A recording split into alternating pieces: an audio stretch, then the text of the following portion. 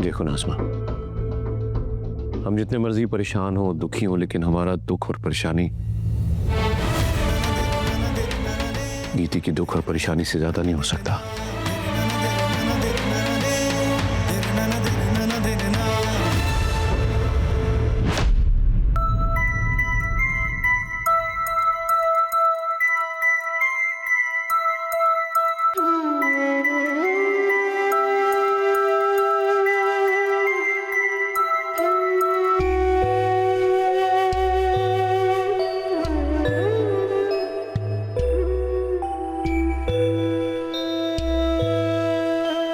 इतनी परेशान होंगी आपा और इब्राहिम।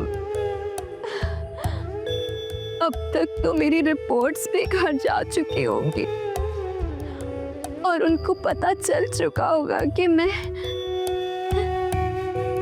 और इस खबर के बाद तो आपा और इब्राहिम दोनों बहुत परेशान होंगे।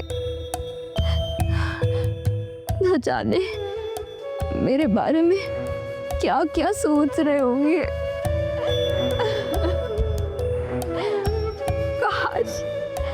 काश मैं रोहान से मिलने घर से ना निकली होती, ना मेरे साथ ये हादसा होता।